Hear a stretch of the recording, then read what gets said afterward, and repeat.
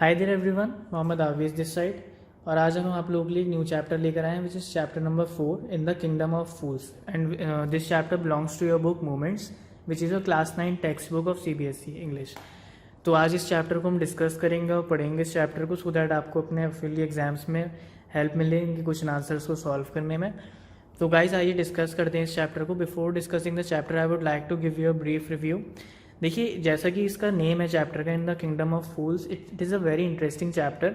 और एक किंगडम होता है जो कि पूरा किंगडम फूल्स का होता है। मैं आपको पूरा डिस्क्रिप्शन दूंगा कि क्या स्टोरी होती है इस चैप्टर की। तो पढ़ते आइए। देखिए, in the kingdom of fool both the king and the minister were idiots. They didn't want to run things like other kings, so they decided to change night into day and day into night. They ordered that everyone should be awake at night till their fields and run their businesses only after dark and go to bed as soon as the sun came up. देखिए कितनी अजीब सी और अटपटी बात यहाँ पर की जा रही है। एक किंगडम है जहाँ पर किंग और मिनिस्टर जो है वो दोनों इडियट्स होते हैं। इडियट्स क्यों होते हैं? क्योंकि देखिए वो चाह रहे होते हैं कि वो अपने किंगडम को बिल्कुल अलग तरह से चलाएं जैसा कि किसी का भी नहीं हो। तो वो इसको करने के लिए क्या डिसाइड करते हैं? वो इस डिसाइड करते हैं कि वो दिन के काम रात में करेंगे और रात के काम दिन में करेंगे। यानी कि बिज़नेस जो लोग दिन में करते थे वो पूरा बिज़नेस सेटअप करेंगे रात को, और वो सारे काम यानी कि सोया करेंगे जब सूरज निकला करेगा। The king and the minister were delighted at the success of the project. One day guru and his disciple arrived in the city. It was a beautiful city. It was a broad mouth staring. Even the cattle had been taught to sleep by day. अब देखिए यहाँ पर क्या बताया जा रहा है। एक दिन एक गुरु और उसका डिसाइपल यानी कि उनका एक तरह से चेला एक सिटी से अराइव, वो एक वहाँ पर आए, मतलब उस किंगडम में आए वो लोग। और वो उस टाइम मतलब डे लाइट थी, और उस टाइम मतलब ऐसा था कि कोई इवन माउस भी आपको कहीं नहीं दिख सकता था, जैसा कि उन्हें भी वो भी ट्रेंड हो गए थे कि उन्हें मतलब दिन में नहीं दिखना है, रात को ही सारा काम करना है। एवरीवन वाज एस्लीप, सब लोग सो रहे थे। Even the cattle had been taught to sleep by day, और मतलब कैटल्स वगैरह जो होते थे वहाँ के तो वो भी सो जाया करते थे दिन में। The two strangers were amazed by what they saw around them and wondered around town till evening when suddenly the whole town woke up and went about it nightly business. अब देखिए यहाँ पर जो दो अजनबी आए थे इस किंगडम में, बहुत ज़्यादा हैरान थे मतलब वहाँ के एटमॉस्फेयर और सराउंडिंग्स को देखकर, क्योंकि जब वो लोग दिन में वहाँ पहुँचे तो कोई उन्हें अपनी सराउंडिंग्स में नहीं दिख रहा था। लेकिन जब टाइम आया, but the time came to night, जब रात की तरफ टाइम आया, शाम हुई, तो लोग दिखाई देने लगे और वो अपने बिजनेस को सब लोग मैनेज करने लगे। यानी कि जो भी उनके रोज़ के काम होते थे वो सब करते हुए वहाँ के लोग दिखाई देने लगे। The two man were hungry now that the shops were open. They went to buy some groceries. अब देखिए वो दोनों बंदे मतलब भूखे थे। अब शॉप्स धीरे धीरे कर कर खुल रही थी। To their astonishment they found that everything cost the same और सिंगल डू। अब देखिए यहाँ पर उन्होंने ये देखा कि सारी जो चीज़ें थी मतलब वो सब चीज़ें सेम एक सिंगल रुपये में मिलती थी, यानी केवल 1 रुपये में सारा सामान वहाँ पर मिलता था। Whether they bought a measure of rice or a bunch of bananas it cost a रुपी।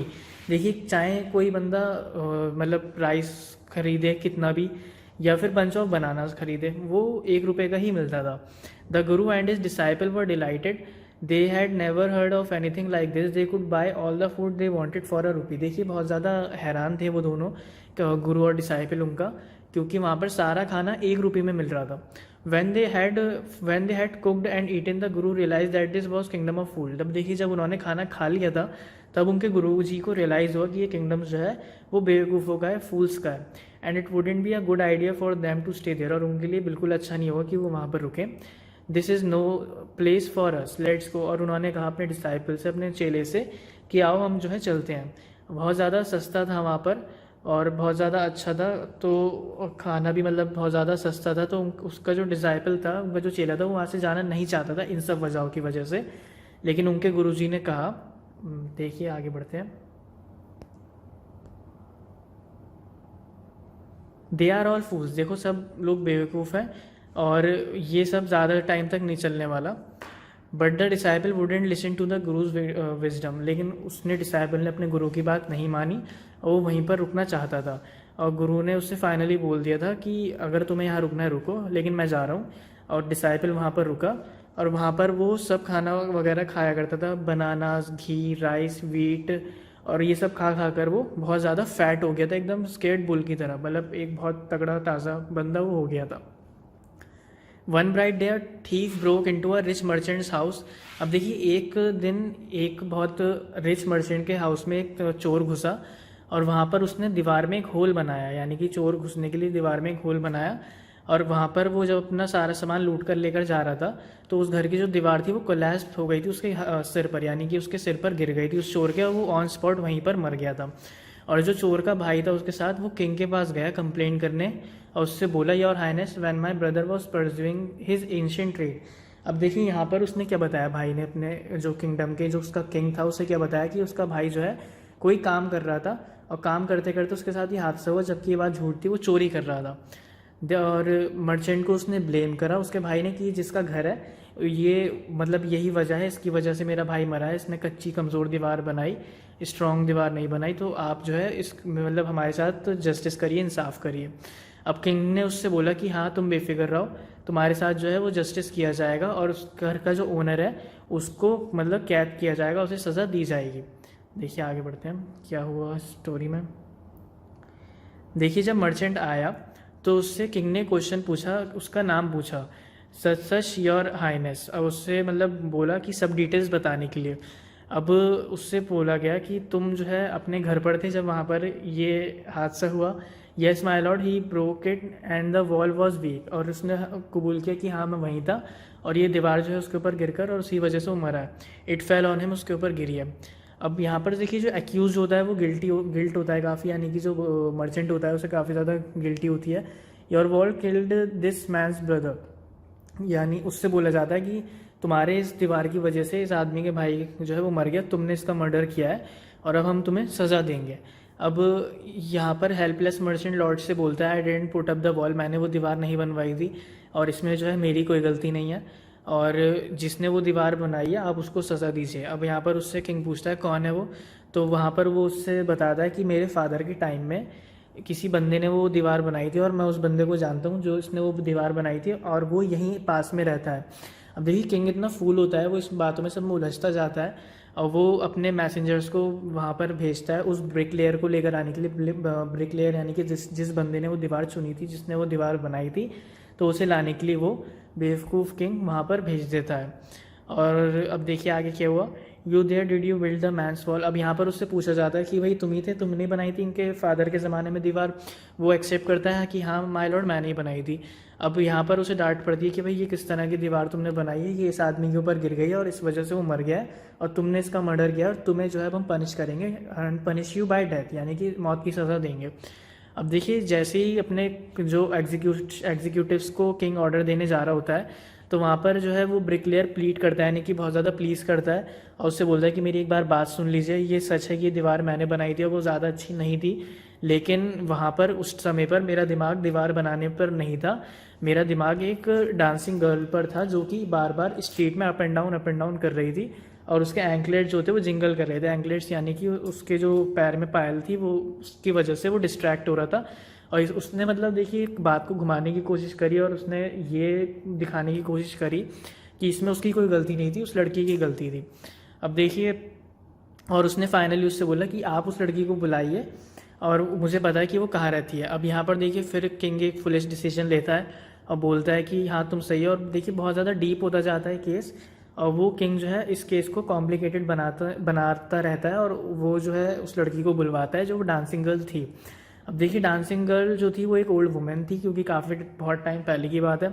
अब वो केम ट्रेम्बलिंग मतलब काँपती हुई जो है कोर्ट तक आती है और उससे पूछा जाता है कि भाई तुम ये कर रही थी, बात जो है बोल रहे हैं सच है कि तुम बार बार स्ट्रीट में अप डाउन कर रही थी और ये तुम्हें देख रहे थे। तो इसने लेडी ने एक्सेप्ट कर लेती कि हाँ ये बात सच है और उसने मतलब जो भी बात थी वो सच बात एक्सेप्ट कर लेती है और उस पर एक्यूजेशन लगा दिया जाता है, इल्ज़ाम लगा दिया जाता है कि तुम्हारी गलती है, तुम्हारे डिस्ट्रैक्शन की वजह से ये दीवार ढंग से नहीं बन पाई। अब देखिए आगे बढ़ते हैं, आगे क्या हुआ स्टोरी में।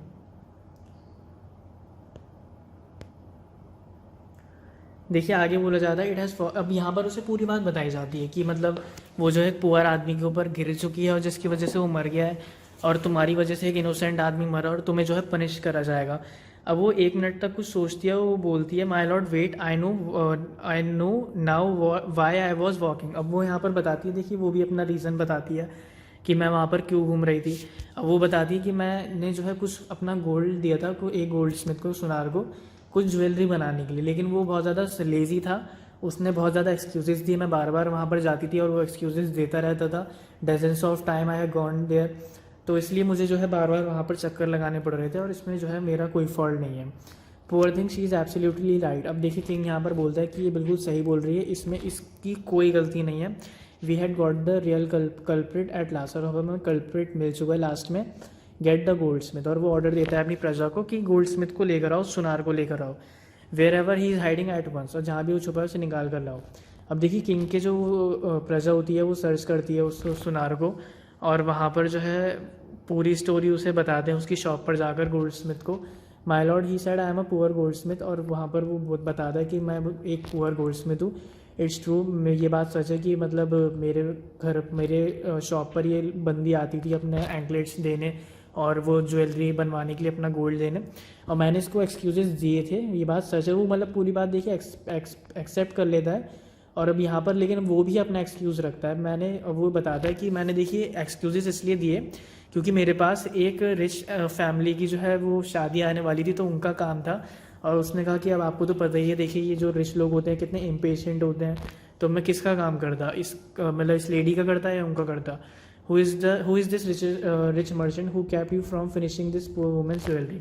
अब यहाँ पर राजा उससे पूछता है कि ये रिच फैमिली कौन है जिसकी वजह से तुमने इस लेडी का काम नहीं करा, और जिसकी वजह से ऊपर नीचे आती गई बार बार, और इसकी वजह से ब्रिक लेयर जो है उसका ध्यान गया कहीं और इस वजह से दीवार कमज़ोर बनी और वो आदमी मर गया। अब देखिए आगे बढ़ते हैं क्या रहा है स्टोरी में आगे।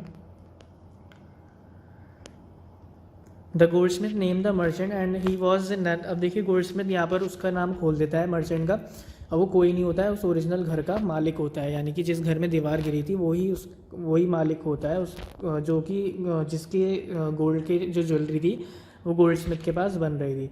अब देखिए सारा जस्टिस जो है कम फुल सर्कल पर आ जाता है। अब किंग को समझ आ जाता है कि कौन कल्प्रेट है, और फिर से उस मर्चेंट की तरफ बोलता है कि इसे जो है कोर्ट ले जाओ। और वहाँ पर वो रोते रोते पहुँचता है और वहाँ पर वो बोलता है कि देखिए मैं नहीं था, वो मेरे फादर की बात है, उन्होंने ही जो है ऑर्डर करा था ज्वेलरी को। He is dead, I am innocent. और बोलता है कि देखिए वो तो मर चुके हैं, मैं तो इनोसेंट हूँ, मेरी कोई गलती नहीं है।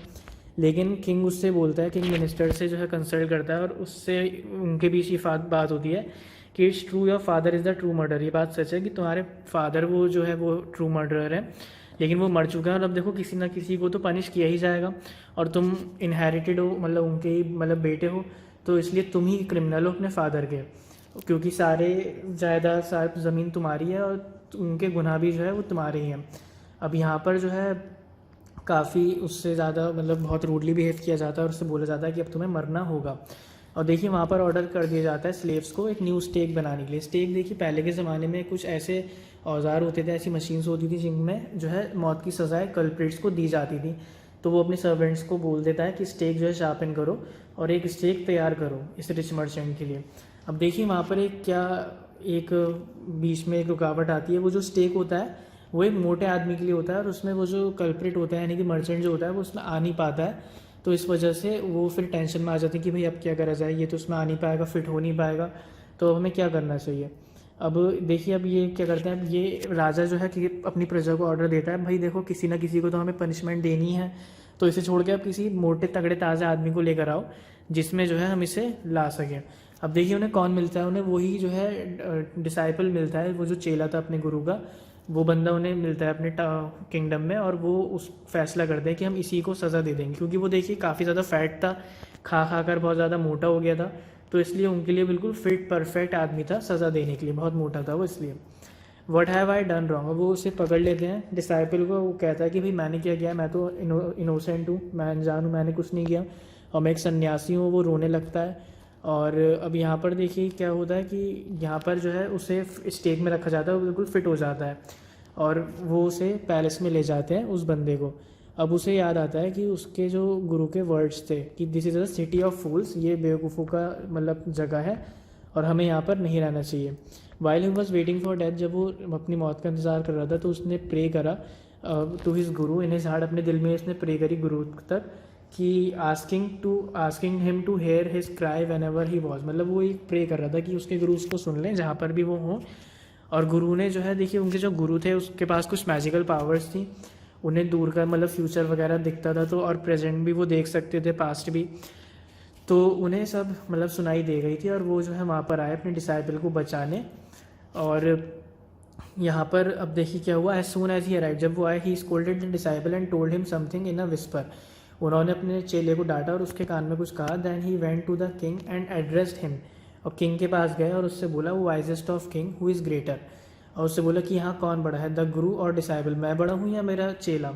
तो उसने बोला ऑफकोर्स तुम ही, गुरु ही ज़्यादा बड़ा हुआ चेले से, तो no doubt about it, why do you ask. अब वो उसने किंग ने उससे पूछा गुरु से कि भाई तुम ऐसा क्यों पूछ रहे हो। Then put me to the stake first, तो अब उसने कहा मैं बड़ा हूँ तो आप मुझे जो है सज़ा दे दीजिए, मुझे स्टेक पर डाल दीजिए। Put my disciple to death after me, अब मेरे बाद जो है मेरे चेले को मार देना, पहले मुझे सज़ा दे दो। अब आगे देखते हैं। When the disciple heard this, he understood and began to clamor, me first, you brought me first here, put me to that first, not him। अब देखिए वो आपस में बहस करने लगे कि नहीं नहीं मैं जाऊँगा मैं जाऊँगा। The Guru and the disciple now got into a fight about who should go first. अब देखिए यहाँ पर उनकी बातचीत एक लड़ाई में कन्वर्ट हो गई थी कि कौन पहले जाए। तो किंग भी जो है बहुत ज़्यादा पजल्ड हो गया था, बहुत ज़्यादा कंफ्यूज हो गया था उनके बिहेवियर से। तो उसने पूछा गुरु से कि भाई तुम जो है पहले क्यों मरना चाहते हो, तुम ऐसी बेवकूफ़ी क्यों कर रहे हो इस आदमी के चक्कर में। We chose him because we needed a fat man, हमने तो इसको इसलिए सुना है क्योंकि फैट आदमी है, हमें तो किसी ना किसी को सज़ा देनी थी, लेकिन तुम क्यों ऐसी बेवकूफ़ी कर रहे हो। तो अब उसने गुरु ने कहा कि आप मुझसे सब सवाल मत पूछिए, बस मुझे मार दीजिए। अब उसने किंग ने फिर पूछा कि भाई ऐसा क्यों, ये मिस्ट्री क्या है मुझे बताओ। अब as a wise man you must make me understand, एक सही आदमी होते हुए तुम्हें मुझे अंडरस्टैंड करना पड़ेगा। Will you promise me to put me death if I tell you. अब यहाँ पर गुरु बोलता है कि आप मुझसे प्रॉमिस करेंगे अगर मैं आपको सही सही बात बता दूंगा तो आप मुझे मार देंगे। अब किंग उससे कहता है कि हाँ हाँ सही है। तो अब देखिए यहाँ पर क्या बोलता है गुरु से कि आपको पता है हम क्यों मरना चाह रहे हैं, हम इसलिए मरना चाह रहे हैं कि इस सिटी में यानी कि आने वाली ज़िंदगी में अगले जन्म में इसमें कौन रूल करेगा, जो पहले मरेगा, यानी कि इस सिटी का किंग वो बंदा होगा जो इस सिटी में सबसे पहले मरेगा। तो the stake is the stake of the god of justice, it's new, it has never had a criminal on it, whoever dies on it first will be a reborn as the king of his country. जो भी इस पर सबसे पहले मरेगा वो अगली life में रीबॉर्न होगा as a king of this country. And whoever goes next will be the future minister of this country, और जो मेरे बाद जाएगा यानी कि पहले बंदे के बाद जो जाएगा वो इस कंट्री का मिनिस्टर होगा। तो इसलिए जो है हम we are sick of our aesthetic life, और हम अपनी ज़िंदगी से बोर हो गए सन्यासी ज़िंदगी से, तो इसलिए हम अगली ज़िंदगी में जो है किंग और मिनिस्टर बनकर रहना चाहते हैं। अब अपने ज़ुबान पर कायम रहिए और मुझे जो है मतलब मौत की सज़ा दे दीजिए। और the king was now thrown into deep thought. अब यहाँ पर देखिए किंग जो होता है वो बहुत ज़्यादा डीप थाट्स में खो जाता है। अब वो जो है देखिए किंगडम को लूज़ नहीं करना चाह रहा था नेक्स्ट लाइफ में भी, तो उसने टाइम लिया थोड़ा सोचने के लिए। तो उसने अपने एग्जीक्यूशन को ऑर्डर दिया कि मतलब इस मौत को पोस्टपोन कर दिया जाए अगले दिन तक। और उसने अपने सीक्रेट मिनिस्टर से मतलब कुछ बातें करी और उसने बोला कि भाई देखो ये सही नहीं रहेगा कि हम जो हमारे हाथ से किंगडम चला जाए अगली लाइफ में, तो इसलिए हमें जो है स्टेक पर जाना चाहिए और हम ही अगले लाइफ में मतलब एज अ किंग और एज अ मिनिस्टर रीबॉर्न होंगे।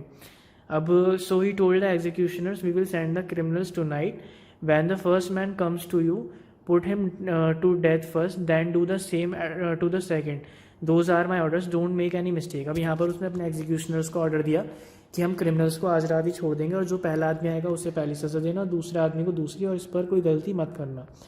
That night the king and the minister went secretly to the prison.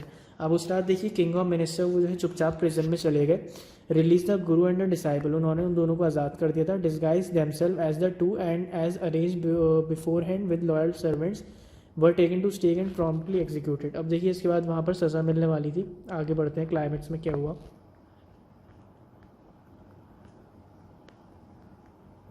देखिए when the bodies were taken down to be thrown to crows and the vultures the people panicked. अब देखिए यहाँ पर क्या हुआ, यहाँ पर हुआ ये, पहले किंग को मारा गया। किंग मतलब पहले जब गया उनका भेष बदलकर यानी कि उनकी ड्रेस पहनकर गुरु और डिसाइपल की, तो समझे कि ये जो किंग है ये जो गुरु है यही गुरु है और according to the order of the king हमें इसे मार देना है। तो उसके ऑर्डर्स के अकॉर्डिंग काम हुआ था, उन दोनों को मार दिया गया था और उनकी बॉडीज़ को जो है वो वल्चर और क्रोस को खाने के लिए डाल दिया गया था। They saw before them the dead bodies of the king and the minister, the city was in confusion. अब देखिए पूरी उन दोनों की बॉडीज़ को देखकर पूरी सिटी जो है कन्फ्यूजन में आ गई थी। All night they mourned and discuss the future of the kingdom, पूरी रात अब वो देखिए डिस्कस करते रहे किंगडम के फ्यूचर के बारे में कि अब किंग तो रहा नहीं तो अब क्या होगा। Some people suddenly thought of the Guru and the disciple and caught up with them as they were preparing to leave town unnoticed. अब देखिए वहाँ से जो है डिसाइपल और गुरु जाने वाले थे, लेकिन वहाँ के लोगों ने उन्हें रोक लिया था।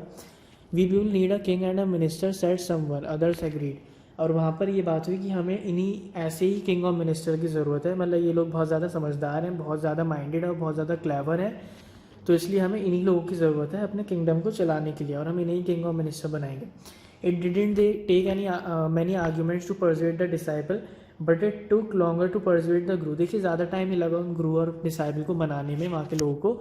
वो लोग मान गए थे वहाँ के किंगडम में रुकने के लिए as a king and a minister. They finally agreed to rule the kingdom of the foolish king and silly minister on the condition that they could change all the old laws। लेकिन वो इस condition पर तैयार हुए थे कि वो सारे पुराने लॉज बदलने वाले हैं। From then on night would again be night and day would again be day and you could get nothing for a rupee, it could like any other place. अब देखिए यहाँ पर उन्होंने क्या क्या रूल्स बदले कि भाई रात पहले की तरह रात हो जाएगी, दिन भी पहले की तरह दिन हो जाएगा, और यहाँ पर अब कुछ भी 1 रुपये के एक्सचेंज में नहीं मिलेगा। ये सब बातों को उन्होंने डिसाइड किया गुरु और डिसाइबल ने, और फिर वो वहाँ पर हैप्पली एज अ किंग और एज अ मिनिस्टर रहने लगे। So guys this was the story. I hope आपको समझ में आ गई होगी पूरी। Please do like share our content, और इसको शेयर करिए अपने दोस्तों के साथ सो दैट उन्हें भी अंडरस्टूड हो सके। और कोई प्रॉब्लम हो तो आप हमें कमेंट्स के थ्रू पूछ सकते हैं। Thank you guys and thanks for advance study.